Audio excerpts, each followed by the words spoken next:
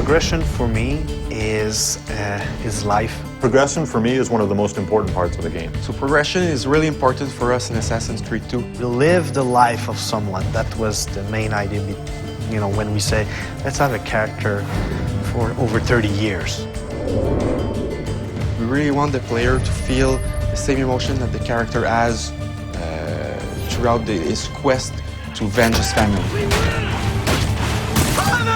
Grab the boy! I'll kill you for what you've done! Our game begins in 1476 and it ends in 1503. So it's a considerable span of years for a video game. It's the height of the Italian Renaissance. This is when the most beautiful paintings, the greatest sculptures, the most wonderful architecture are all being built and created. And at the same time, it's a period of political intrigue and drama and violence as well. What do you want, Vieri? So many things. A prettier bride. Oh, and yes, your life. There was a lot of really sparks of energy and interesting ideas that happened during that period. We also want our character to go through a change.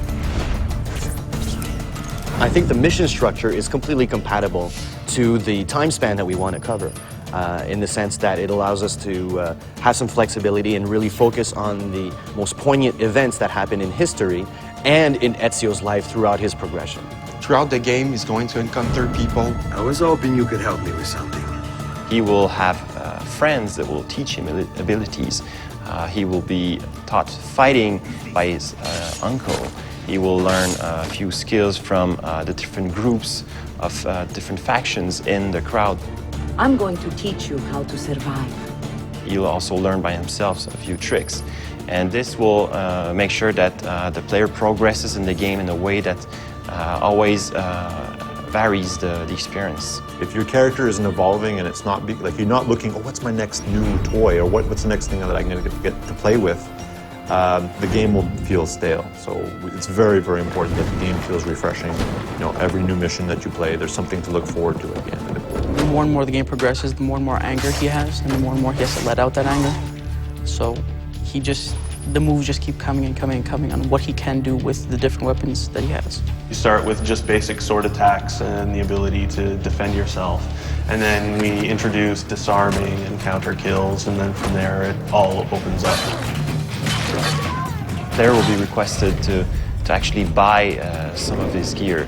For example, we have the armors, which will give him more health points, hit points in general. He starts with various sets of armor, the first one being just leather armor, and then it moves throughout more metal armor, provides him more protection.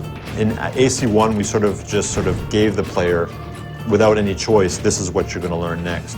Whereas in AC2, the player has much more choice. Since such a large part of Ezio's story is him, answering the question, who am I and what am I doing here and what's my purpose?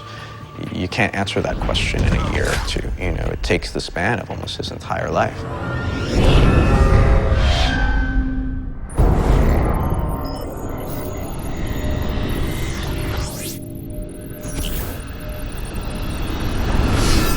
Somewhere on a rooftop, there's a hero in a hood. Fear him not, lest you who have sinned, for his cause is good.